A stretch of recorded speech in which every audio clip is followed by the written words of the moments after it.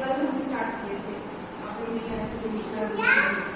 एक किंग्स का रोजगार सिद्धांत को एग्रीगेट डिमांड फंक्शन भी कहा जाता है। दोनों देखिए, ठीक है।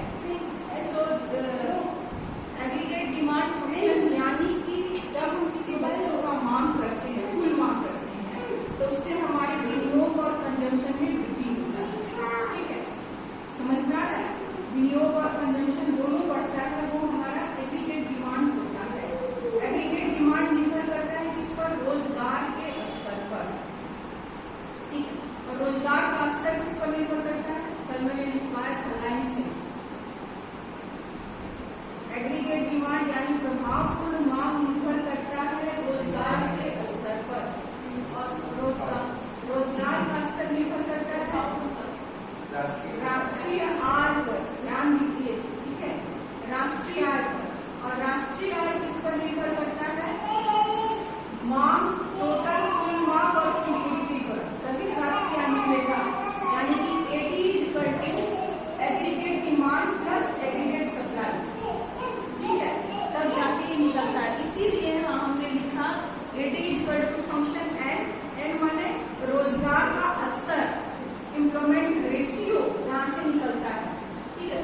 पूरा थियरी उसी पर निर्भर करता है कि एक देश में यदि ऑर्गेन्स मानते हैं, और ये वाकई में होता है कि कभी भी पूर्ण रोजगार की स्थिति नहीं आती, कुछ भी हो जाए पूर्ण रोजगार की स्थिति नहीं आ सकती। तो ये बताते हैं कि जब हमारा कुल मांग और कुल पूर्ति बढ़ता है तो उसके हिसाब से रोजगार उत्पन्न होता है, ठीक है।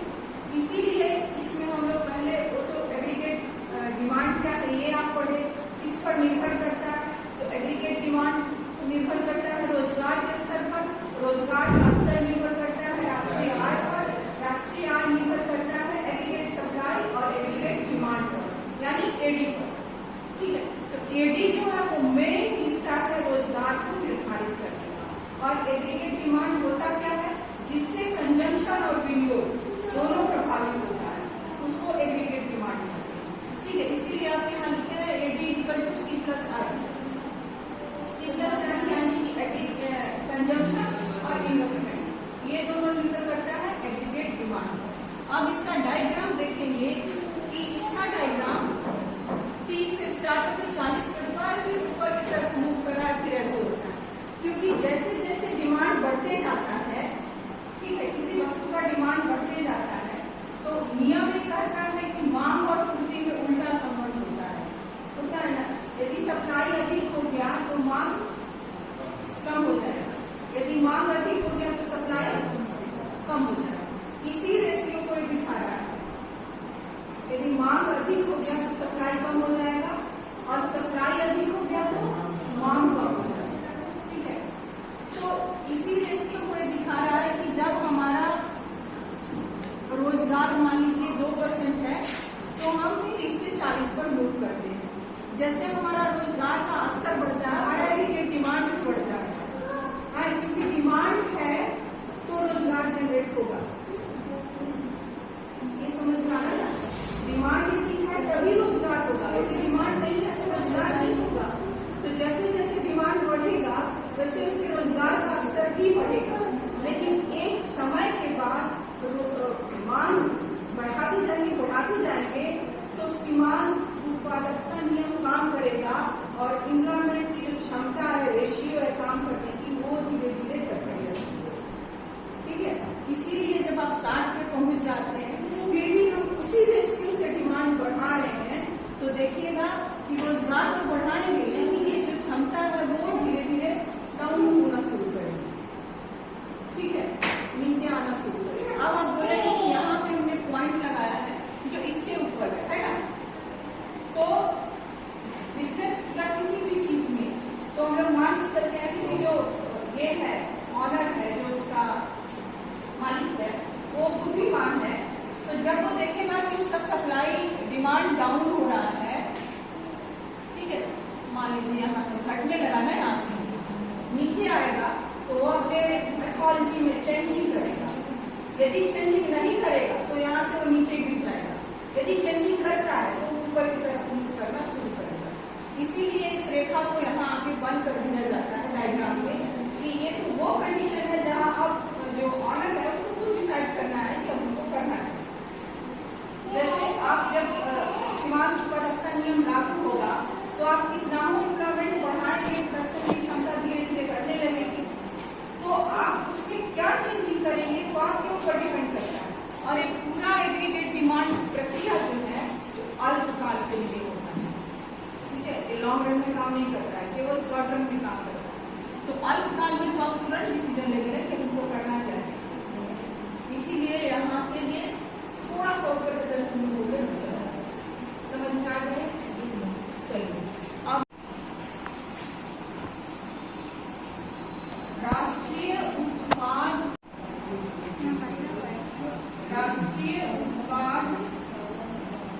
इक्वल टू राष्ट्रीय आय होता है।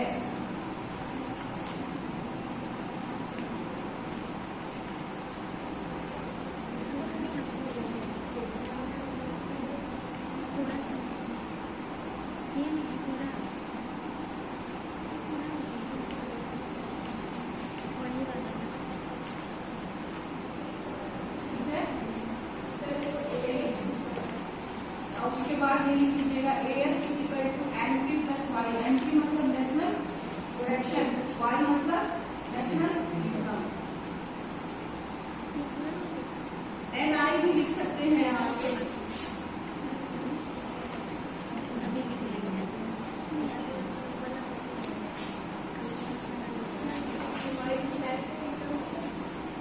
NI भी लिखने ज्यादा सही रहेगा क्योंकि राष्ट्रीय आय को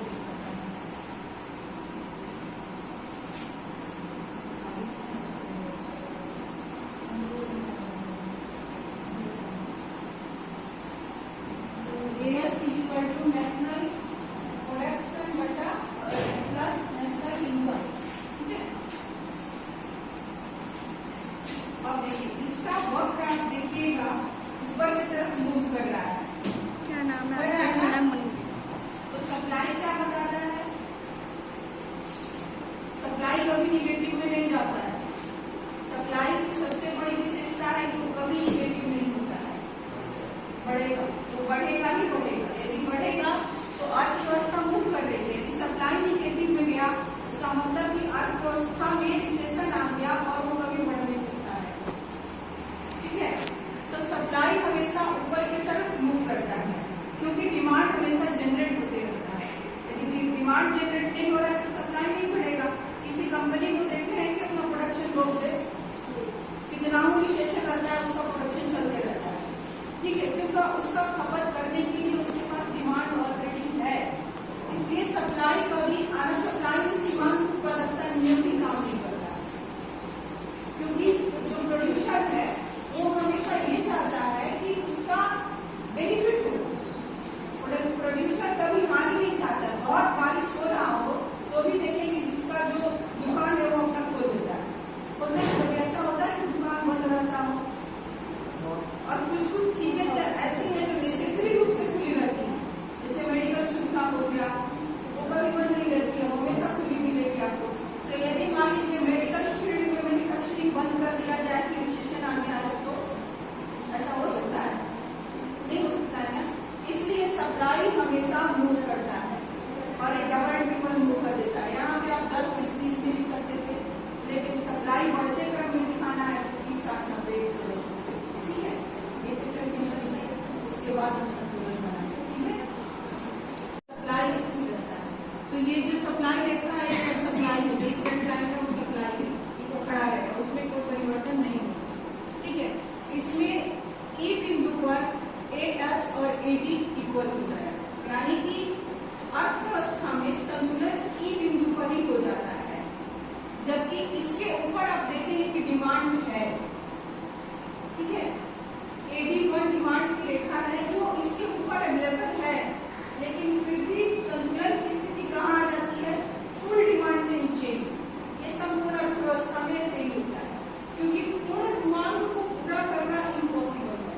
संपूर्ण मांग को एक साथ यदि इकोनॉमी फुल कर देती है वो पॉसिबल ही नहीं है, चाहे वो कोई भी अर्थव्यवस्था हो, वो विकसित हो चाहे वो कुछ भी होगा।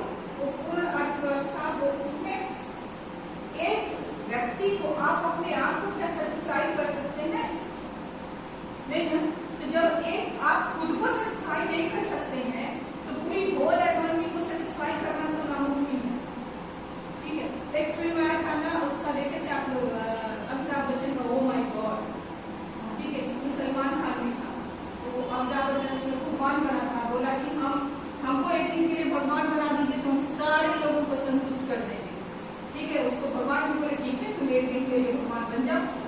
जैसे वो भगवान बना, आधा घंटा बाद आके बोला मेरे से नहीं होगा, आप वापिस संभालिए इसको, ठीक है। तो इकोनॉमी का वही हाल है कि वो कभी भी पूर्ण रूप से सेटिस्फाई नहीं हो सकता है। एक एम्प्लॉयर है वो भी सेटिस्फाई नहीं है, एक प्रोड्यूसर है वो भी सेटिस्फाई नहीं है, तो संतुलन कैसे डी बिंदु पर बन जाए, वो भी तो नहीं हो सकता है, ठीक है। तो संतुलन बिंदु ई होगा, भले इसके ऊपर एक एग्रीगेट डिमांड रखता है, लेकिन संतुलन हम लोग ई बिंदु पे प्राप्त करते हैं क्योंकि मांग और पूर्ति वहां इक्वल होता है। समझ में आ गया। दूसरा आता है जब O/1 एम्प्लॉयमेंट रेशियो है, ठीक है, O/1, तो इसमें टोटल कॉस्ट कितना है A/1, ठीक है, ध्यान से समझिएगा। तो ये कॉस्ट का जगह जो है वो इतना है, ठीक है, और इसमें प्रोड्यूसर को बेनिफिट कितना मिल रहा है B/1 के बराबर, ठीक है। तो ये कंडीशन जो है यहाँ से इतना इसको लाभ मिल रहा है, तो इसके आगे वो व्यापार करेगा। यदि यहाँ इसको लाभ नहीं मिलता तो वो इस बिंदु पे आने का कोशिश नहीं करेगा, लेकिन शुरुआती दौर में लाभ ही मिलेगा। तो जब स्टार्टिंग का शुरुआती दौर यानी कि इनिशियल स्टेज बीतने के बाद, शुरुआती दौर तो O हो गया ना, लेकिन आपका इनिशियल स्टेज बीत रहा है 30 के बाद से, ध्यान दीजिए अच्छी तरह सब चीज का बढ़िया से समझाएं। ये आपको जो दूसरा रेखा निकल रहा है वो 30 से निकल रहा है, यानी कि जब आप बिजनेस में सेटिस्फाई वाले एक प्रोग्रेस लेवल पे आ गए हैं, तब आप हमेशा बेनिफिट देखना चाहते हैं, इसीलिए रोजगार बढ़ाते हैं और डिमांड को पूरा करते हैं, सप्लाई बढ़ाते हैं। तो 30 के बाद जब ये बढ़ेगा तो ये B बिंदु पर कट रहा है, यानी कि इसमें हमको टोटल बेनिफिट कितना मिल रहा है B/1, लगा कितना रहे हैं A/1, क्या कर रहे हैं नरगिस, आप कॉलेज में बताया कीजिए, ठीक है, आपको जो होगा अलग अलग करा देगा, ठीक। इतना दूर समझ में, तो दूसरा पॉइंट भी समझ में आ गया, कोई डाउट है इसमें नहीं। अब आइए तीसरा आता है कि O/2 एम्प्लॉयमेंट, O/2 जो है वो एम्प्लॉयमेंट पॉसिबल ही नहीं है, O/2 का एम्प्लॉयमेंट रेशियो संभव ही नहीं है। क्यों नहीं संभव है? क्योंकि इसमें हमारा लागत अधिक लग रहा है, जो D/2 है वो लागत लगेगा और मिलेगा कितना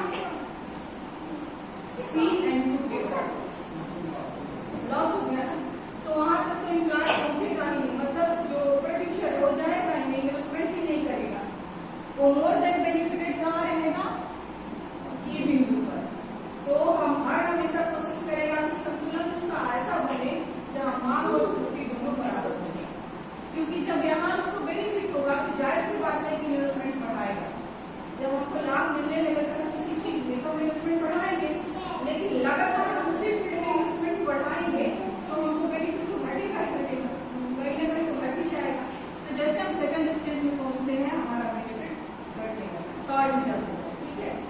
तो अर्थव्यवस्था में संतुलन, रोजगार की स्थिति में संतुलन कहाँ हो जाता है, जहाँ पूर्ण रोजगार की स्थिति नहीं रहती। यहाँ पर भी देखिए अभी भी बेरोजगारी है, ठीक है, और मांग भी है, फिर भी संतुलन ये बिंदु पर बन गया है और अर्थव्यवस्था सेटिस्फाई है, मतलब विकसित हो गया है।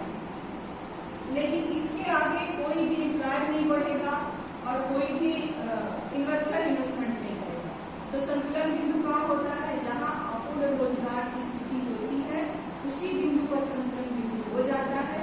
इसीलिए किन्स कहते हैं कि रोजगार का निर्धारण उस बिंदु पर होता है जो अपूर्ण रोजगार की स्थिति होती है, क्योंकि अर्थव्यवस्था में पूर्ण रोजगार की स्थिति कभी नहीं आती, वो आ नहीं सकती है, चाहे वो किसी भी तरह का इकोनॉमी हो, विकसित हो, अल्प विकसित हो, विकासशील हो, जो भी, पर वो पूर्ण रोजगार के संतुलन में नहीं बनता है। आप कोई भी इकोनॉमिक्स का जो लॉ है वो इतना बढ़िया है कि आप एक बार अपने ऊपर यदि उसको फॉलो करेंगे ना तो आपको खुद समझ में आ जाएगा। जैसे मान लीजिए कि हम एक बिजनेसमैन हैं, तो हमको जब लाभ मिलेगा कोई चीज बनाने में तो हम इसमें इन्वेस्टमेंट बढ़ाएंगे ना। जैसे मान लीजिए कि हम चश्मा बनाते हैं तो हमको लाभ मिलने लगा तो हम चश्मा बनाने का लेबर हायर करेंगे, मशीन हायर करेंगे और